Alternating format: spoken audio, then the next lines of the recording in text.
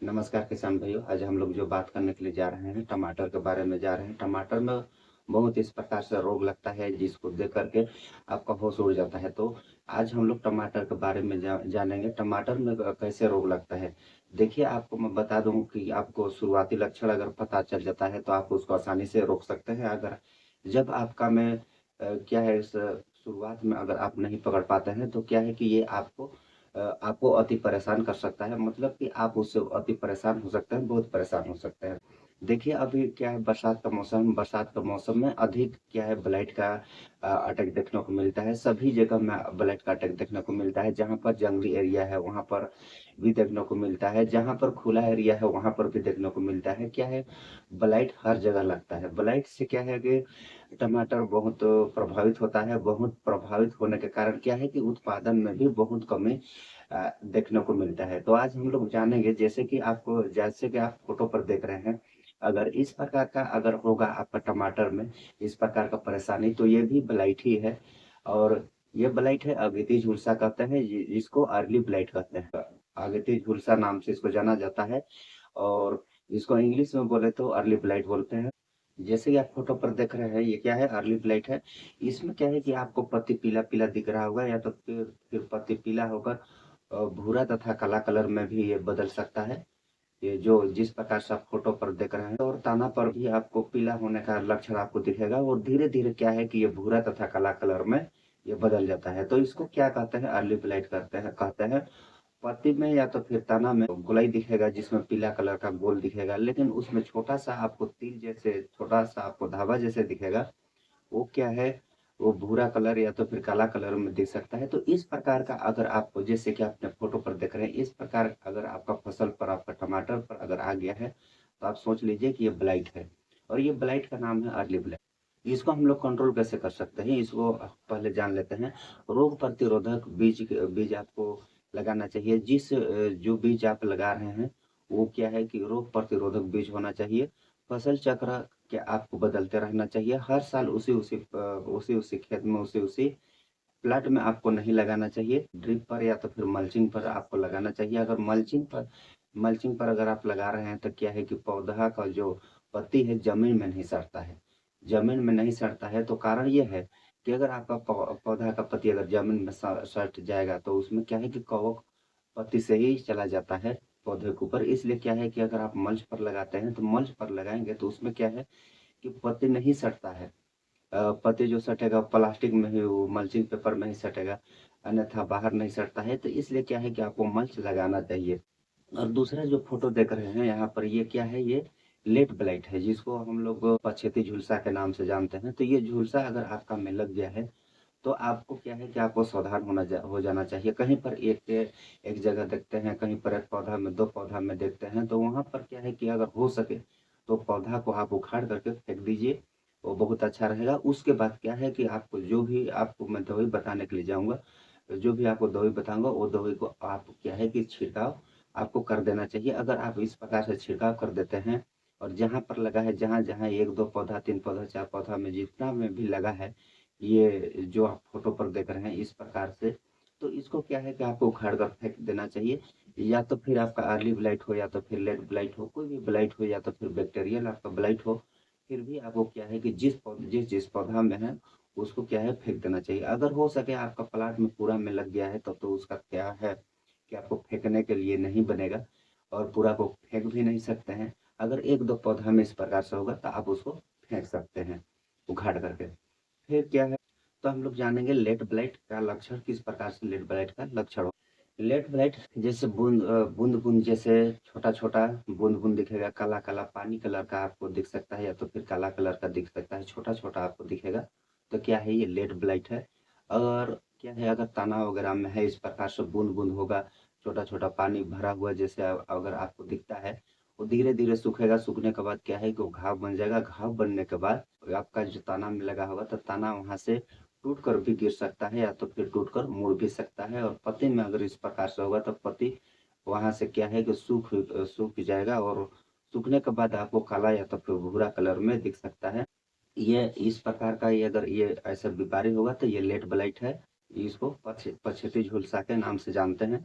तो इसमें भी अगर आप क्या है फसल चक्र को हर साल बदलते हैं, या तो फिर आप रोग प्रतिरोधक बीज लगाते हैं, या तो फिर आप मल्चिंग पेपर वगैरह में लगाते हैं, तो इसमें आप बच सकते हैं। इस प्रकार से अगर आप करते हैं तो बच सकते हैं। तो ये क्या है कि आपको मैं बता दिया अर्ली ब्लाइट, लेट ब्लाइट, और आपको बताने के लिए जा रहा हूँ बैक्टीरियल ब्लाइट।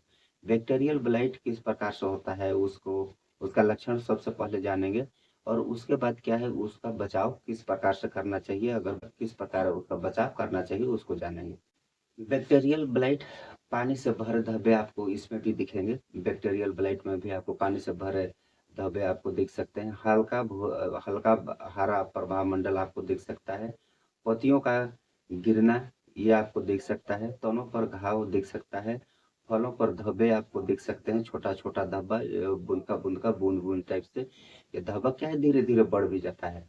पौधे का मुरझाना भी आपको दिख सकता है। पौधे आपको क्या है मुरझाने टाइप से हो जाएगा, या तो फिर मुरझा कर मर भी जाएगा। ये बैक्टीरियल ब्लाइट है। ये क्या है कि उच्च तापमान या तो फिर कम तापमान में ये होने का चांस रहता है। जैसे कि टमाटर वगैरह के लिए क्या है कम से कम 21 डिग्री सेल्सियस, और अधिकतम क्या है 31 से 32 डिग्री सेल्सियस तक ही क्या है तापमान को टमाटर सहन कर पाता है। अगर 32 से 33, 34, 35, 40 से 45 इस प्रकार अचानक हो जाना, या तो फिर 20 डिग्री से 21 डिग्री से नीचे हो जाना, 18, 19, 18, 15, 16 इस प्रकार से तापमान का कम ज्यादा होना, तो इसमें क्या है कि तो इसमें क्या है कि टमाटर उसको सहन नहीं कर पाता है। तो इसलिए क्या है कि ये बीमारी पकड़ लेता है। तो बैक्टीरियल ब्लाइट इसको कहा जाता है।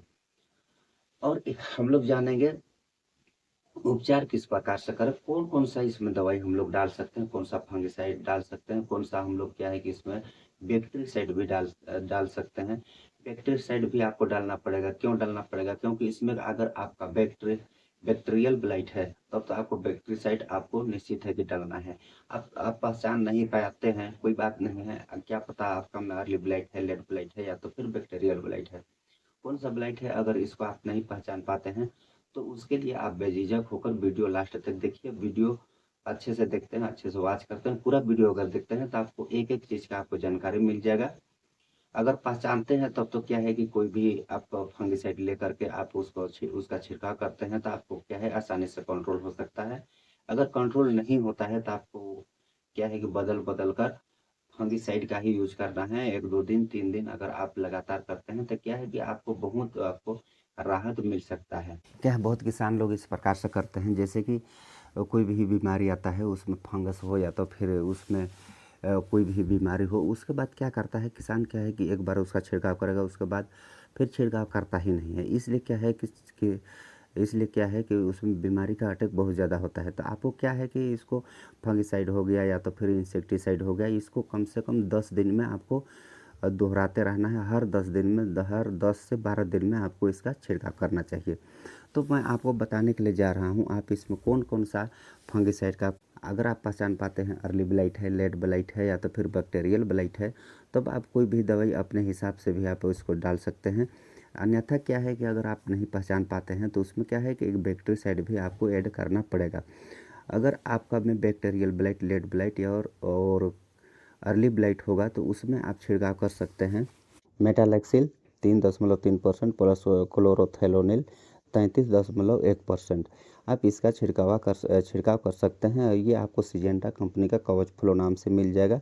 आप इसको लेकर के आप इसका छिड़काव कर सकते हैं। साथ में आपको कासुगामाइसिन या तो फिर प्लांटोमाइसिन का छिड़काव करना अति ज़रूरी है। दोनों को मिला करके अगर आप इसका छिड़काव करते हैं तो आपका बैक्टीरियल ब्लाइट, लेट ब्लाइट और अर्ली ब्लाइट ये तीनों कंट्रोल हो जाएगा। और दूसरा मैं आपको बताने के लिए जा रहा हूँ मेटीराम 55% प्लस पैराक्लोस्ट्रोबिन 5% WG फार्म में आता है, और ये आपको कॉब्रियोटॉप नाम से मिल जाएगा। ये BSF कंपनी का है। आप इसका छिड़काव भी कर सकते हैं। उसमें क्या है कि आपको एक बैक्टीरिसाइड आपको मिलाना होगा, कासुगामाइसिन या तो फिर बायोमाइसिन। आप मिला करके इसका भी छिड़काव करके आप छुटकारा पा सकते हैं ब्लाइट से। और तीसरा जो कॉम्बिनेशन आपके लिए लेकर आया हूँ ये है फ्लाक्सा पायरोक्साइड 250 ग्राम प्रति लीटर प्लस पैराक्लोस्ट्रोबिन 250 ग्राम प्रति लीटर। ये SC फार्म में आता है। ये मेरीबोन नाम से आपको मिल जाएगा, BSF कंपनी का ये भी है। इसका भी आप छिड़काव करके आप क्या है कि अर्ली ब्लाइट लेट ब्लाइट का अर्ली ब्लाइट लेट ब्लाइट से आप छुटकारा पा सकते हैं। अगर आपका अब में क्या है बैक्टीरियल ब्लाइट होगा तो आप कासुगामाइसिन या तो फिर बायोमाइसिन आपको ऐड करना अति ज़रूरी है। अगर क्या है कि अगर आप नहीं पहचानते हैं कौन सा ब्लाइट है तो आपको क्या है कि कासुगामाइसिन कोई भी फंगिसाइड में आपको कासुगामाइसिन या तो फिर बायोमाइसिन का आप ऐड करते हैं तो ये 100% आपको सही रिजल्ट आपको मिल सकता है और 100% आपका जो भी बीमारी है ब्लड संबंधित ये आपसे हट भी सकता है। तो साथियों आज के लिए इतना ही, फिर मिलते हैं किसी नेक्स्ट वीडियो में किसी नेक्स्ट टॉपिक में। तब तक के लिए बाय। जय